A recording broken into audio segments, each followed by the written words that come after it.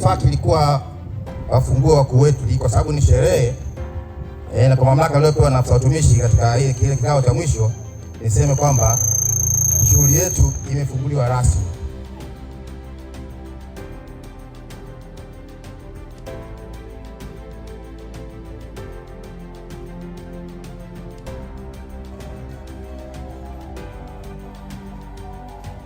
Ndugu zetu hawa tunamshukuru Mungu kwa namna pekee, walikuwa na nidhamu na uadilifu mkubwa kwenye utumishi wao, na ndio maana hata sisi tunadiriki kukaa nao pamoja kwa ajili ya kuaga.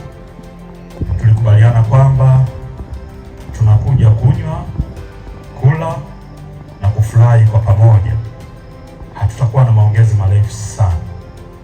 Sasa basi, kwa sababu mimi nimepewa nitoe mwelekeo na dira ya halmashauri, kwa mimi kama kiongozi wenu toka mwanzo, hasa toka mwaka jana, dira yetu kubwa kuhakikisha halmashauri inajitegemea kwa mapato. Ndio hicho tumeanza kukifanya toka mwaka jana, na mwaka huu tunataka tufanye zaidi. Tutakapofika Disemba, ninatamani tunapofika mwaka kesho tudabo mapato yetu ya halmashauri, ili kusudi gharama na mahitaji yote ya halmashauri na kugharamia watumishi, safari na kila kitu ziweze kutoka ndani ya mifuko ya halmashauri bila kelele yoyote.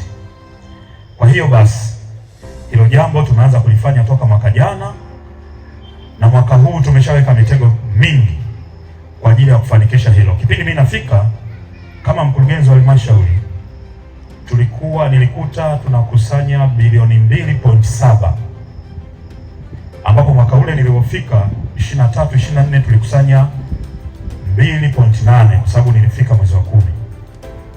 Lakini sasa tunapokwenda kwa mwaka huu tunatarajia tukusanye bilioni 5 na kadhalika.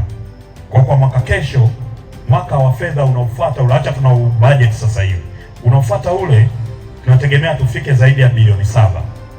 Ili tu niwapongeze sana ndugu zetu hawa ambao wamefikisha miaka 60, kwamba kitu hicho mlichokifanya ni kitu ambacho mimi binafsi sikutegemea.